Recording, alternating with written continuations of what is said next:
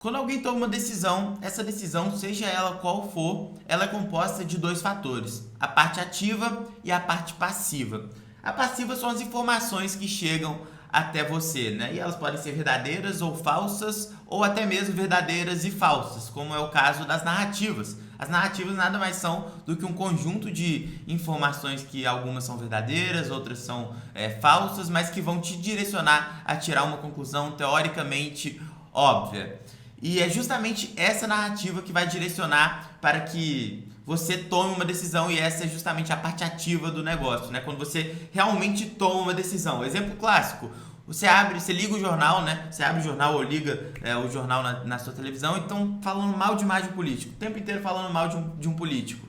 A consequência daquilo é a decisão ativa. Então, a passiva são as informações que estão chegando até você, e a ativa é justamente que você não vai votar mais naquele político, você vai votar no adversário dele. Então, tem uma consequência ativa das informações que chegam até você, que é a parte passiva. Então, a passiva chega até você aquelas informações, ou que sejam as narrativas, e a ativa vai ser a consequência, o que aquilo vai se traduzir em uma atitude propriamente dito. Então, perceba que as informações que chegam até você têm um impacto direto na sua tomada de decisão. Isso é uma teoria chamada de teoria da reflexividade, que foi elaborada nada mais nada menos por George Soros, o cara que basicamente manipula o mundo, tá? E no seu livro O Alquimista das Finanças, ele discorre sobre isso. Ele aborda um pouco mais a questão dos investimentos, do mundo do mercado financeiro, mas ele deixa bem claro que isso serve para absolutamente tudo na vida, né? Pensa no poder que a narrativa não tem, né? Se você controla a narrativa, você controla as pessoas, você controla os preços, você ganha muito dinheiro, né? Você controla a direção na qual o ativo vai ir, né? Então isso significa, em última instância, muito dinheiro. Ou seja, algo fabricado, que seja uma narrativa fabricada, muda a própria realidade, né? Se converte ali na alteração dos preços, se converte em dinheiro para uma pessoa. Então a conclusão é que quem controla a narrativa controla as pessoas, já que a narrativa impulsiona a atitude das pessoas e, consequentemente, controla o dinheiro, ganha dinheiro também, e aí esse ciclo vicioso ele se retroalimenta. Então muitas pessoas falam sobre o George Soros sem entender exatamente a cabeça dele, né? A cabeça do mal dele, como que funciona essa lógica para ele, né? E o que ele faz basicamente é, em última instância, manipular a própria realidade. Ele tenta manipular a própria realidade, em vários casos com muito sucesso, e na verdade a narrativa que ele espalha, tendo poder acerca de diversos veículos de mídia, por exemplo, e diversas outras grandes instituições, ele espalha narrativas, e espalhando narrativas você controla a atitude das pessoas, você controlando a atitude das pessoas, você consegue ganhar dinheiro e até mesmo atingir outros objetivos mais escusos. Pensa no seguinte contexto, né? Você é uma pessoa que não acompanha política e nem nada do tipo, tá? E aí você começa a ser bombardeado com informações a respeito do prefeito, né? E aí as informações são: o prefeito é uma pessoa muito ruim, tudo de ruim no mundo é o prefeito, ele não cuida da cidade, ele só pensa nele mesmo, o prefeito é horrível, tá? Isso é tudo que chegou até você passivamente.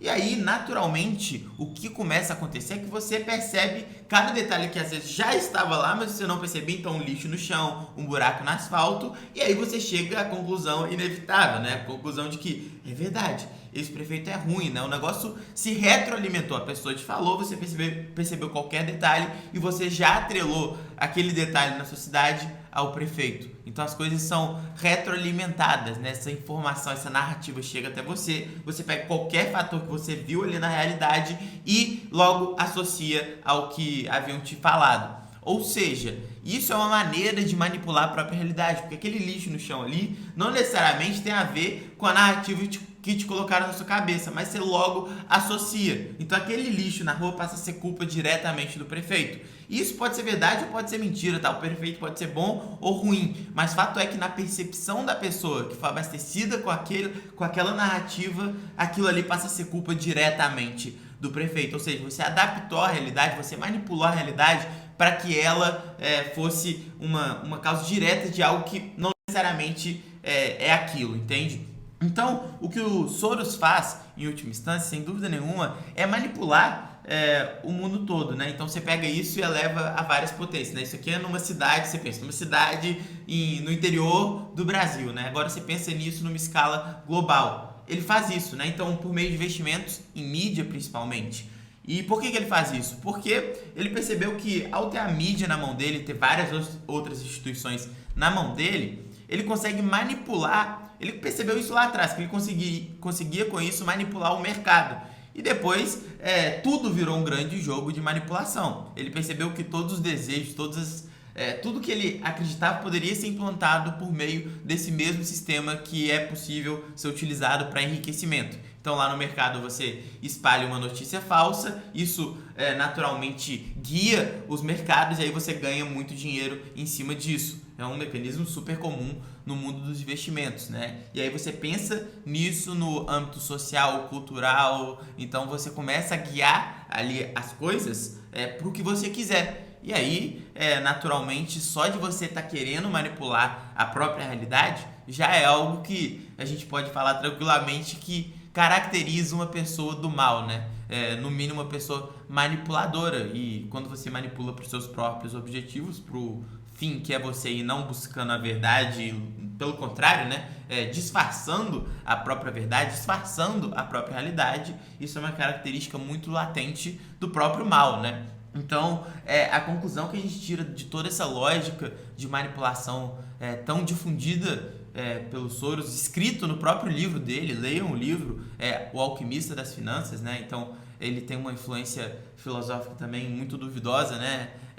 Enfim, leiam o livro lá, que inclusive é um livro bem ruim, mas eu acho que o início do livro já resume o livro inteiro, então por isso eu acredito que ele não é um livro tão bom assim, mas de qualquer forma, leiam esse livro que você vai entender um pouco mais dessa mentalidade que foi aplicada aos mercados, tá? E, consequentemente, ele percebeu que dava para ser aplicado para tudo, né? Então, uma coisa influencia a outra, a narrativa influencia a própria realidade e a realidade influencia na própria narrativa. Por isso, reflexividade, né? Algo que se retroalimenta. Enfim, leiam o livro, mas a conclusão que a gente pode tirar aqui é que não existe outro caminho que não seja o senso crítico, né? E não é nem para você não ser manipulado, é para você ser menos manipulado. Isso é algo cada vez mais é fácil de perceber todo esse jogo quando a gente fala de redes sociais. A gente vê notícias assim, você abre o Google, você vê várias e várias notícias iguais e são notícias que claramente são em defesa de um determinado político, né? Por exemplo. Então, você vê, aquilo ali é uma notícia encomendada, né? Quem encomendou? Aí você vai vendo. Tal instituição encomendou. Quem está por trás dessa instituição? Aí tem vários patrocinadores ali. Você vai ver que esses vários patrocinadores ali é para disfarçar. 90% dos fundos da tal instituição vem de grandes instituições globais, como por exemplo a própria Society, lá, Open Society do Soros. Tá? É realmente um negócio surreal, o tanto de participação em diversas instituições que eles têm ao redor do mundo e, consequentemente, você também tem uma noção do poderio que ele tem e do império da manipulação que ele construiu. É algo bem digamos, curioso como se escalou para esse nível, né? Curioso para a gente não para não ir muito além disso. Então, assim, só deixando aqui um recado para que tenham um senso crítico sempre a respeito das informações que você absorve. Poucas coisas são tão importantes para sua cabeça quanto as informações que você realmente absorve e acredita, tá? Então saiba muito bem o que você lê, saiba de onde vêm as informações que você absorve, porque só assim você consegue ter um senso crítico minimamente aguçado para aí sim ser menos manipulado.